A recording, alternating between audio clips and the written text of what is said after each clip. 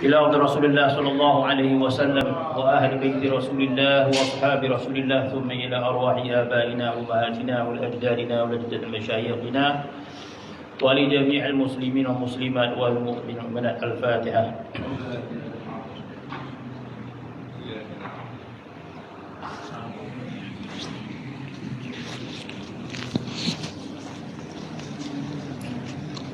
أعوذ بالله من الشيطان الرجيم. بسم الله الرحمن الرحيم. الحمد لله رب العالمين والصلاة والسلام على أشرف الأنبياء المرسلين سيدنا محمد وعلى آله وصحبه أجمعين. رب اشرح لي صدري ويسر لي أمري واحلل عقدة من لساني يفقهوا قولي. Sambungan 41. Maka dalil lah.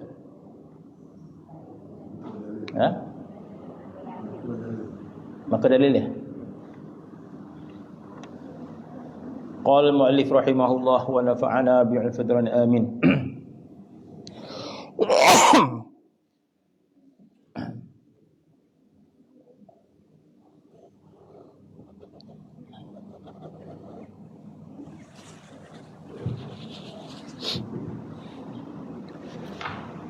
Maka dalil naqli sifat qudrah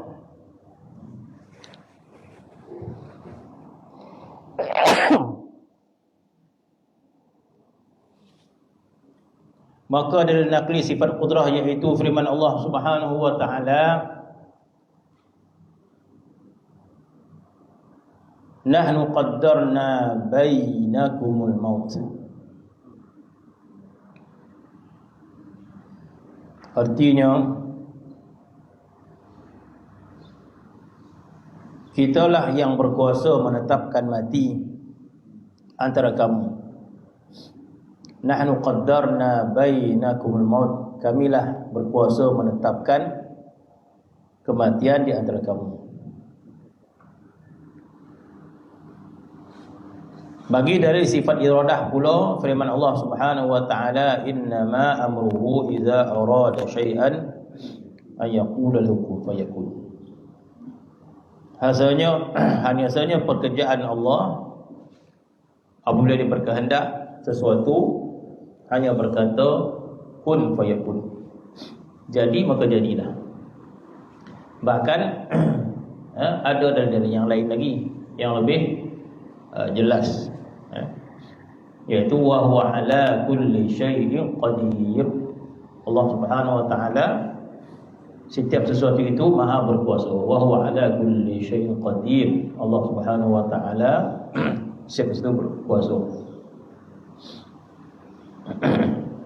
Jadi dalil sifat qudrah dan iradah maka terdapat dalam Al-Quran yang mana kita sebut bahawa semua sifat 20 yang disebut dalam akidah ahli sunnah wal jamaah semuanya ada dalil dalam Al-Quran.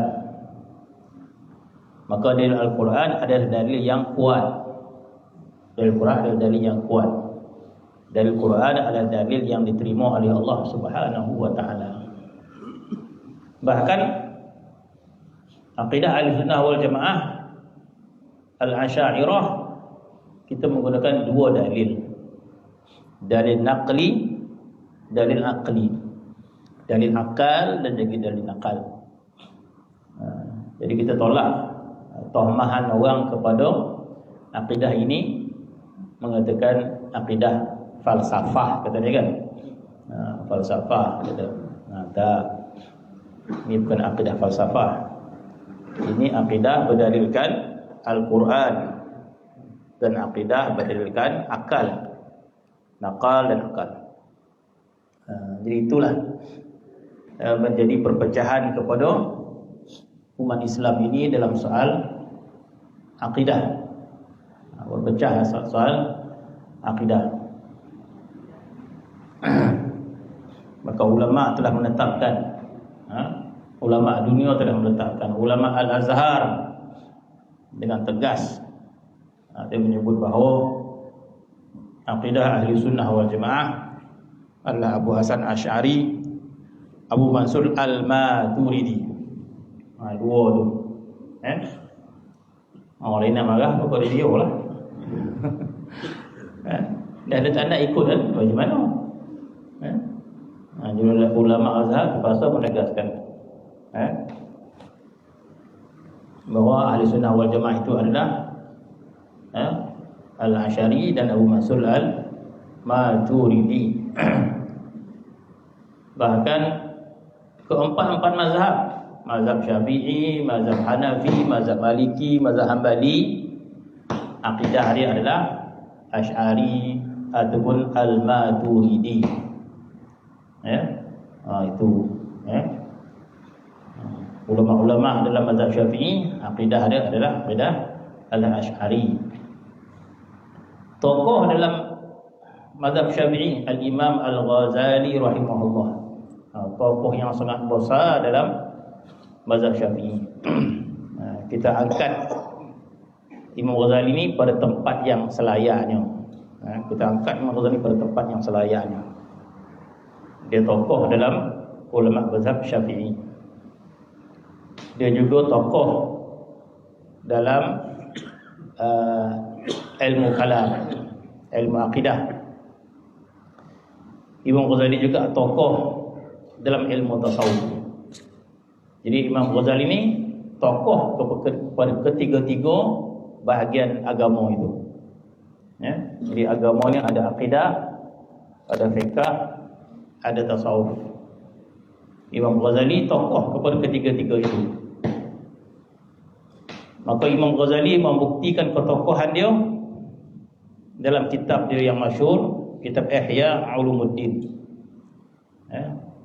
Imam Ghazali membuktikan ketokohannya kitab Ihya Ulumuddin. Jadi kalau kita buka kitab Ihya Ulumuddin, maka bahagian pertama bahagian akidah, bahagian kedua bahagian fiqh, ketiga bahagian tasawuf. Sehingga ulama-ulama yang membaca kitab Ihya, seperti Imam Nawawi rahimahullah, maka di antara kata-kata pujian Imam Nawawi, kadal ihya an yakuna qur'anan.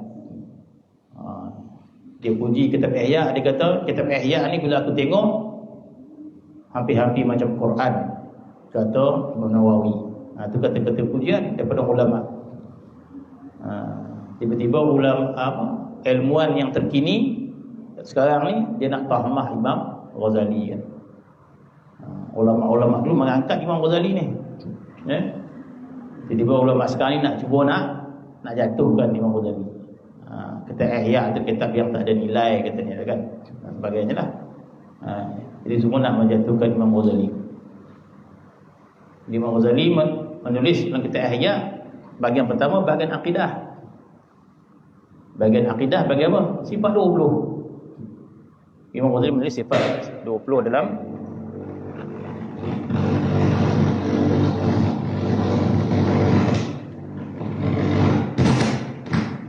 esok 1 2 so hilang tu.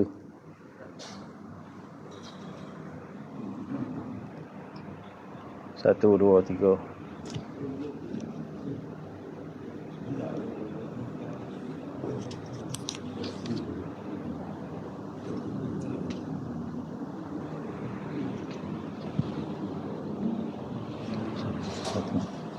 Satu, dua, tiga. Rasa dah habis 10,000 lah tu mikrofon ni. Tambah 10,000 lah.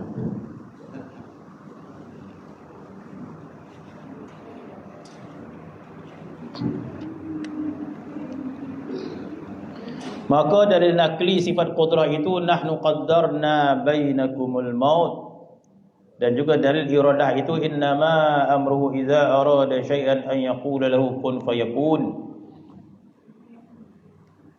Dan dalil nakli bagi sifat ilmu yaitu alimul ghaibi wa syahadah. Begitu juga ayat wa huwa ala kulli syai'in alim. Jadi ada ayat-ayat Al-Quran yang menyokong sifat-sifat 20 yang kita sebut itu.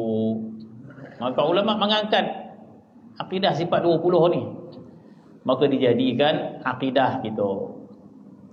Maka ulama menyebut Bila kita nak berakidahkan akidah ahli sunnah wal jamaah, belajar sifat 20. Sebab tu kalau tak salah, fatwa qadah keluarkan hukum fardu ain, hukum dia belajar sifat 20. Qadah ada keluar fatwa tu.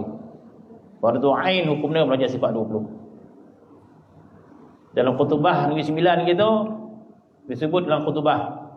Sekarang ni tak sebut pula dah. Ya dia sebut. Dalam khutbah sebut mukadimah dia, kita ini berakidahkan ahli sunnah wal jamaah, iaitu Abu Hasan Asy'ari dan Abu Mansur Al-Maturidi. Tiap kali khutbah sebut pun tu kan. Sekarang tak sebut dah. Agak imam tu payah nak nyebut dia.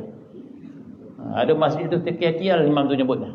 Abu Mansur Abu Hasan Asy'ari tak dapat nak nyebut dah. Asy'ari Al-Maturidi, terbalik-balik imam tu macam kan. Agak susah tu. Sekadar ahli sunnah wal jamaah.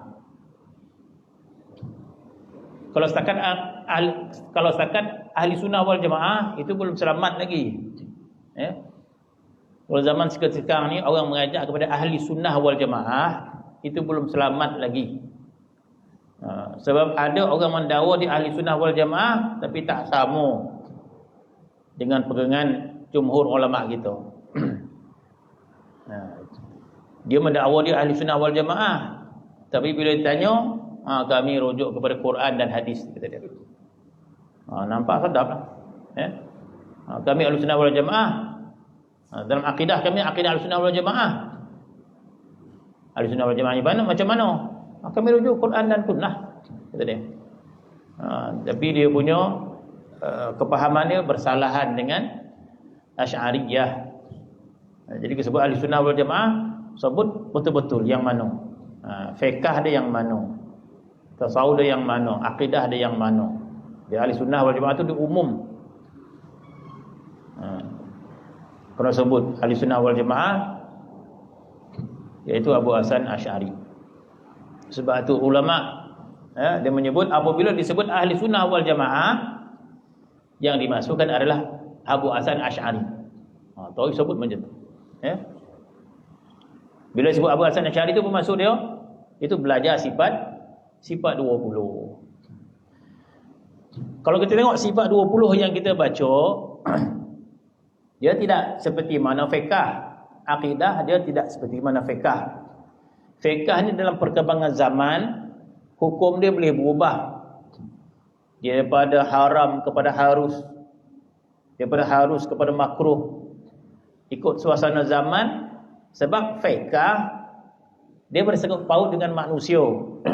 Fiqh ni bersangkut paut, kebanyakannya sangkut paut dengan manusia lah. Sebagian besar sangkut paut dengan manusia, muamalah dan sebagainya. Dia bersangkut paut dengan manusia, yang manusia tu berbeza pada zaman, pada tempat, pada budaya. Sebab itu hukum fiqh dia berubah. Adapun akidah, kita berbicara tentang sifat Allah Subhanahu wa taala. Jadi sifat Allah taala pada zaman Nabi, zaman sahabat sampai sekarang tak menerima perubahan. Sifat Allah Subhanahu wa taala menerima perubahan. Allah taala baqa, berubah ke sifat Allah taala? Qidam, tak berubah. Mukhalafatuhu taala hawadith, tak berubah. Jadi sifat 20 ini tak berubah sampai sekarang. Jadi ada pula orang kata zaman Nabi tak ada pun belajar sifat 20. Zaman Nabi pun tak ada belajar fiqh. Zaman Nabi pun tak ada belajar tajwid macam kita belajar. Banyak ni zaman Nabi ni tak ada ilmu-ilmu. Zaman Nabi tak ada ilmu usul fiqh. Banyak lagi ilmu yang tak ada pada zaman Nabi.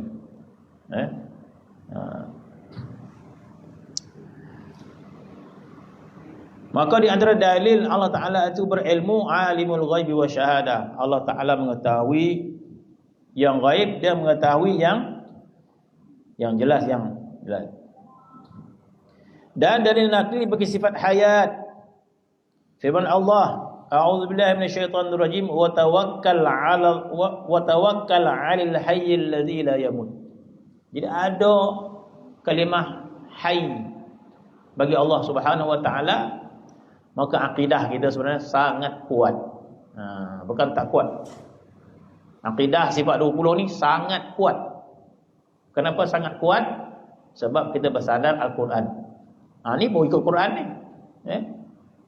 Adapun golongan yang mengatakan mereka ikut Quran, sebenarnya mereka mengikut kepahaman mereka tentang Quran. Jadi kita tak boleh sebut kita ikut Quran. Tak cukup betul kita ikut Quran, kita ikut hadis. Tapi tidak memadai. Zaman kita ni zaman yang kita mengikut kepahaman seseorang tentang Quran. Itu dia. Kita mengikut kepahaman seseorang tentang hadis. Itu dah. Tak ada seorang pun boleh mendakwa dia ikut Quran dan ikut sunnah, tak boleh. Yang ada adalah kita mengikut kepahaman yang mana tentang Quran. Dia tak boleh bezakan dengan perbezaan yang salah. Mana lebih alim? Imam Syafi'i ke Nabi? Orang jahil kata, kita ikut Nabi lah. Imam Syafi'i itu apa? Mana maksum, Imam Syafi'i ke Nabi? Kita orang jahil, dia tahu lah kami pegang Nabi. Imam Syafi'i mungkin salah, mungkin betul. Tapi kita ikut Nabi itu, ikut sunnah betul. Sebenarnya dia bukan ikut sunnah, dia ikut kepahaman dia tentang sunnah. Bermaksud dia lebih faham daripada Imam Syafi'i. Itu maksud dia. Kalau dia kata dia ikut hadis dan tak ikut Imam Syafi'i, bermaksud dia lebih faham daripada Imam Syafi'i. Itu maksud dia. Begitu juga akidah. Kita memfahamkan akidah mengikut pahaman ulama tentang Quran. Sebab tu dia tahmah. Golongan dia akan tahmah dan mengatakan bahawa akidah Asy'ari ini tidak mengikut Quran. Akidah Asy'ari ini hanya berfalsafah saja, kata falsafah saja. Itu pendakwaan orang jahil lah. Jadi paling tidak ni bila kita belajar, kita faham apa yang kita pegang. Maksudnya paling tidak lah. Kita bukan nak berhujah dengan orang, tak. Tapi kita nak pegang apa yang kita faham. Sebab belajar sifat 20 ini adalah fardu ain hukum dia. Al-Imam Abdullah Al-Haddad, ulama kita dalam mazhab Syafi'i, ulama kita dalam akidah, Al-Imam Abdullah Al-Haddad, dia mengatakan dalam kitab dia, kun Asy'ariyan. Itu direct betul dia sebut. Tak ada nak sembunyi-sembunyi. Dia tahu dia sebut kun Asy'ariyan, kata. Jadilah engkau Asy'ari. Bukan Asy'ari Arkam, tak? Asy'ari Arkam lah kan. Kun Asy'ariyan. Jadilah engkau Asy'ari fi i'tiqadika. Dalam i'tiqad engkau jadilah Asy'ari, katanya. Fa huwa min halus safi min az-zaghi wal dhalali. Itulah jalan yang bersih daripada penyelewengan, katanya. Sebab bila kita melihat, maka semua berdasarkan Al-Quran dan Sunnah Nabi SAW. Dan tujuan ulama menyusun itu untuk tanzih Allah Subhanahu Wa Taala, untuk menyucikan Allah Subhanahu Wa Taala daripada gambaran-gambaran yang tak betul. Selepas kita beriman kepada keesaan Allah Subhanahu Wa Taala, kita diperintahkan untuk mengenali sifat-sifat Allah Subhanahu Wa Taala. Supaya apa? Supaya kita menyucikan Allah daripada menyerupai makhluk. Maka ulama Allah Ta'ala sifat 20. Allah Ta'ala itu qidam. Allah Ta'ala itu tidak ada mula dia. Allah Ta'ala itu baqa. Allah Ta'ala itu sifat dia qiyamuhu binafsihi. Allah Ta'ala berdiri dengan dirinya sendiri. Bermaksud Allah Ta'ala itu tidak memerlukan makhluk dia. Allah Ta'ala tidak memerlukan arash. Allah Ta'ala tidak memerlukan langit. Sehingga mereka mengatakan Allah Ta'ala itu berada di langit berdasarkan hadis, berdasarkan Quran yang mereka salah faham. Mereka beriktikad Allah Ta'ala itu di langit. Ada satu ayat Quran yang mana tafsir dia, pelbagai tafsir yang ditafsirkan oleh ulama. Aamintum man fis sama. Surah Mulk. Aamintum man fis sama. Apakah kamu tidak beriman seseorang yang berada di langit? Ayat itu dijadikan hujah. Allah Ta'ala berada di langit. Aamintum man fis sama dalam surah Mulk. Aamintum man fis sama. Apakah kamu tidak beriman seseorang yang berada di langit? Ini dalil Quran ada di langit. Allah Ta'ala berada di langit. Kalau kita buka tafsir, maksud man ni banyak pada malaikat yang berada di langit. Tak ada ulama mengatakan man itu adalah Allah. Apakah kamu tidak beriman Allah yang berada di langit?